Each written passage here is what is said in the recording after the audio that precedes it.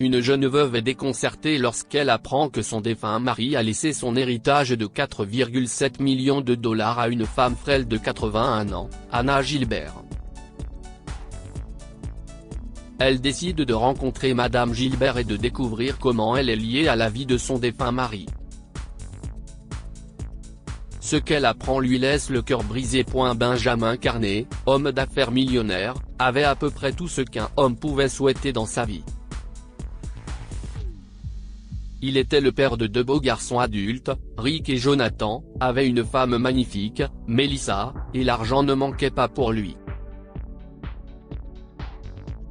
Cependant, la vie peut être cruelle pour vous quand vous vous y attendez le moins, et si est ce qui est arrivé à Benjamin, 62 ans. Un soir, Benjamin vient de rentrer du travail et se repose sur le canapé lorsqu'il ressent une douleur fulgurante dans la poitrine. Le malaise s'est aggravé avant qu'il puisse appeler à l'aide, et il a fini par y succomber. La femme de ménage qui venait le soir pour leur préparer le dîner a vu Benjamin inconscient en entrant dans la maison et a appelé une ambulance. Mais il est trop tard. Benjamin est déjà parti pour sa demeure céleste lorsqu'il arrive à l'hôpital. Il a fait une crise cardiaque. Melissa est sortie avec ses amis à ce moment-là, et quand elle reçoit l'appel concernant Benjamin, elle se précipite à l'hôpital. Malheureusement, Benjamin n'est plus en vie, et elle s'effondre sur le sol, en pleurs, en voyant son corps pâle et sans vie à la morgue. Le lendemain, Melissa organise des funérailles pour Benjamin, et leur fils, qui travaille à l'étranger à l'époque, sont informés de la mort de leur père. Rick et Jonathan prennent le premier vol de retour pour être avec Melissa et la soutenir dans cette période difficile. Un jour après les funérailles, Melissa reçoit un appel de l'avocat de Benjamin, M. Benerson, l'informant que Benjamin avait rédigé un testament il y a quelques années pour s'assurer que ses biens seraient distribués de manière appropriée après sa mort. Monsieur Benerson a également informé Melissa de l'heure de la lecture du testament et l'a invitée à y assister, ce à quoi Melissa a consenti. Il avait également demandé à Melissa si Rick et Jonathan pouvaient venir, mais les garçons avaient déjà pris l'avion le matin même en raison d'affaires urgentes. Lorsque Melissa est arrivée au bureau de Monsieur Benerson le lendemain, elle a été surprise de voir une femme âgée et faible assise là. Melissa a déduit que la femme âgée était pauvre en se basant sur son allure délabrée et son apparence blafarde. Qui est-elle exactement? Et que fait-elle là? Se demande-t-elle en s'approchant du bureau de M. Benerson. Oh, Madame Carnet, asseyez-vous, s'il vous plaît, dit Monsieur Benerson à Melissa. Comme je suis pressé par le temps aujourd'hui, Madame Carnet, j'aimerais en venir directement au testament. Permettez-moi de le lire une fois avant de distribuer les documents nécessaires. Je commence? Bien sûr, Monsieur Benerson, a répondu Melissa. Très bien, a dit M. Benerson en se raclant la gorge. Donc, selon le testament, Monsieur Benjamin Carnet désire laisser ses principales entreprises à ses fils Rick Carnet et Jonathan Carnet, et ses biens immobiliers à vous, Madame Carnet, y compris 2 appartements dans le New Jersey et une maison en Californie.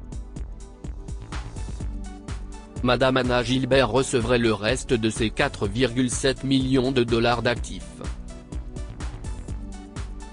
Rien ne suit. Attendez, quoi? Qui est Anna Gilbert? Demande Melissa, choquée. Elle est assise juste derrière vous, Madame Carnet, a dit Monsieur Benerson, faisant référence à la dame âgée que Melissa avait remarquée en entrant dans le bureau. Lorsque Mélissa s'est retournée et a fixé la vieille dame, elle ne pouvait pas comprendre pourquoi Benjamin avait laissé une telle somme à une inconnue. L'avait-il fait par charité?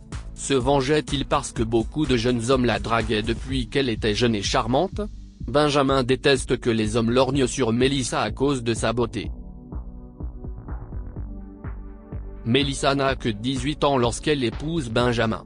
Il avait 51 ans et avait Rick et Jonathan de sa première femme, qui est morte peu après avoir donné naissance à leur deuxième enfant, Jonathan.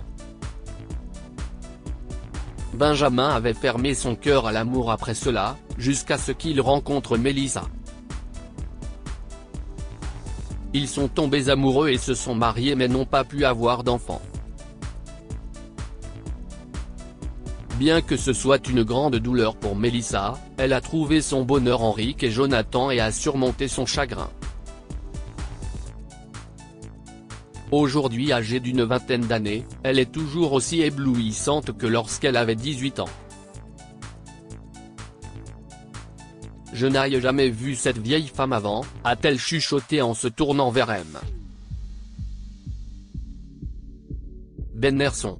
Qui est-elle exactement? J'aimerais pouvoir vous aider, Madame Carnet, mais je ne sais rien d'elle, à part le fait qu'elle est mentionnée dans le testament, et… Avant que Monsieur Bennerson ait pu finir sa phrase, Madame Gilbert s'est approchée d'eux et a commencé à crier sur M. Bennerson. Maintenant que vous avez fini de me faire perdre mon temps, je m'en vais. Et s'il vous plaît, ne m'appelez plus jamais. Je ne suis pas intéressé par l'argent de cet homme. Est-ce qu'il espère que l'argent compensera ce qu'il a fait? Je ne suis pas intéressé par tout ce qu'il a à offrir, a-t-elle crié, avant de sortir lentement de la pièce avec sa canne. Mélissa est déconcertée par l'attitude de Madame Gilbert. Pourquoi une pauvre femme renoncerait-elle à une si grosse somme d'argent? Et pourquoi était-elle si en colère contre Benjamin? Elle avait besoin de réponses, alors quand elle a vu la femme partir, elle l'a secrètement suivie. Mélissa a remarqué que Madame Gilbert était montée dans un bus et l'a suivie dans sa voiture. Madame Gilbert est finalement descendue du bus alors qu'il commençait à faire sombre et qu'il était à la périphérie de la ville. Mélissa a remarqué qu'elle marchait dans une rue près de l'arrêt de bus et l'a suivie. Quelques minutes plus tard, elle a vu Madame Gilbert s'arrêter devant une vieille maison délabrée. Mélissa est sortie de sa voiture et a réalisé qu'elle était dans le quartier où Benjamin avait passé toute son enfance et quelques jours de son adolescence. Elle était debout à côté de sa voiture, regardant autour d'elle quand elle a remarqué que Madame Gilbert la fixait. Ses yeux sont remplis d'une étrange rage alors qu'elle se tient devant sa porte, fixant Mélissa. Mélissa a secoué la tête et s'est approchée d'elle. « Bonjour, Madame Gilbert. Je suis Mélissa Carnet. Nous nous sommes rencontrés chez l'avocat. Taisez-vous » a crié Madame Gilbert lui. « Ne venez plus jamais ici. Écoutez, Madame Gilbert, je sais que quelque chose s'est passé entre vous et Benjamin, et je veux juste savoir pourquoi vous êtes si fâchée contre lui et comment vous le connaissez.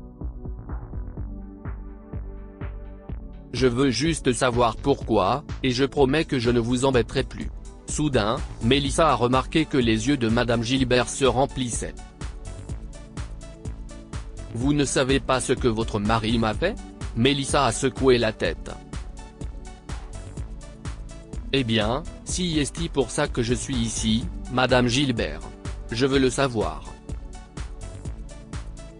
Très bien, a dit Madame Gilbert en prenant la main de Mélissa et en la conduisant à l'intérieur du cottage.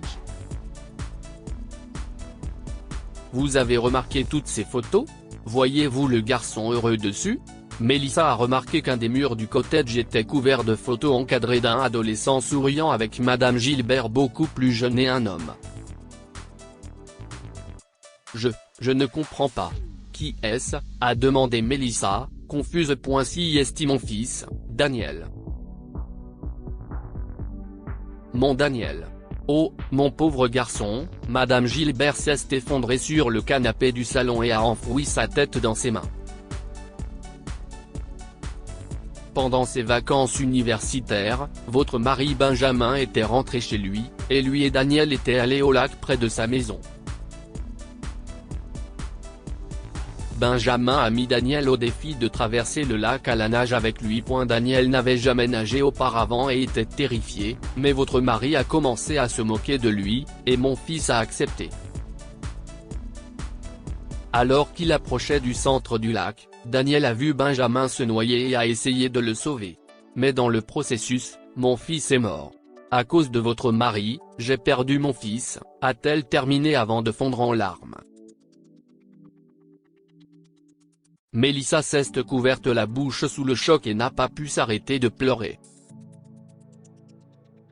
Oh, non, je suis tellement désolée. Vos excuses ne feront aucune différence, jeune femme.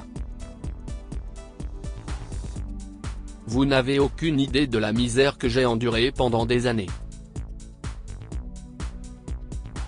Mon mari est mort de dépression quelques années après la mort de Daniel. Il n'a pas pu faire face à la mort de notre fils, et je suis seule depuis. Ma vie s'est arrêtée le jour où j'ai perdu les personnes que j'aimais. Mais qu'en est-il de votre mari? Quand il a découvert que j'avais des difficultés, il m'a envoyé de l'argent. Son argent peut-il me ramener les personnes que j'ai perdues? Ce n'est pas possible. Et maintenant il m'a laissé ces millions de dollars. Je n'ai besoin de rien de sa part. Je suis profondément attristée par votre perte, Madame Gilbert. Je comprends que l'argent n'est pas la réponse à vos problèmes, mais je peux vous aider. Vous êtes la bienvenue pour vivre avec moi, et je prendrai soin de vous. Je ferai tout ce que vous voulez, mais ne détestez pas Benjamin comme cela. Il a dû être très coupable toute sa vie. Je peux vous l'assurer. Madame Gilbert lui lance un regard noir et lui dit, quand vous aurez fini de défendre votre mari, vous serez libre de partir. La sortie est juste derrière vous. Mélissa s'est sentie très mal quand elle a quitté la maison de Madame Gilbert ce jour-là. Elle n'a pas pu dormir cette nuit-là parce que ses pensées revenaient sans cesse à la vieille dame. En prenant son petit déjeuner, elle a décidé de persuader Madame Gilbert d'accepter son aide pour qu'elle ne soit pas seule et en si mauvaise posture.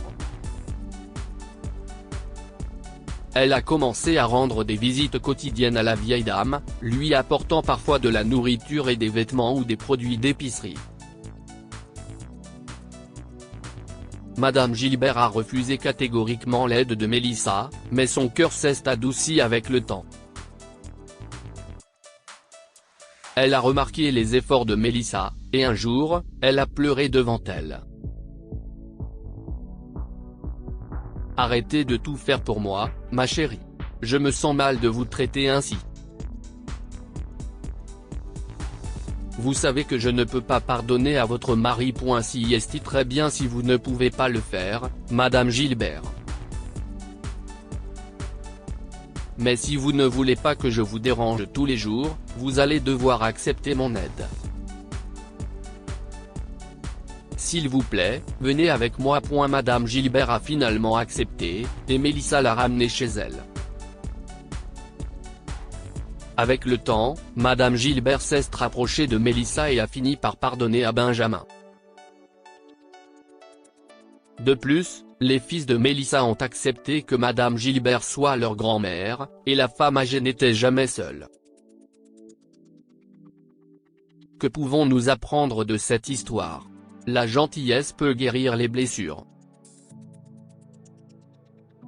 Avec l'aide de Mélissa, Madame Gilbert a surmonté la perte de son fils et a pardonné à Benjamin.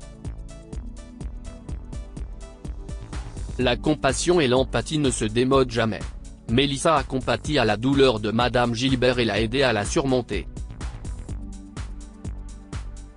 Si vous avez aimé cette histoire, découvrez celle de fils qui apprennent que leur mère âgée a donné son manoir de 3,7 millions de dollars à un jeune homme qui n'est pas son enfant. Cette histoire est inspirée par l'histoire d'un de nos lecteurs et écrite par un rédacteur professionnel. Toute ressemblance avec de véritables noms ou lieux est une pure coïncidence. Toutes les images sont utilisées uniquement à des fins d'illustration. Partagez votre histoire avec nous. Elle changera peut-être la vie de quelqu'un. Si vous souhaitez partager votre histoire, envoyez-nous un mail à info@amomama.com.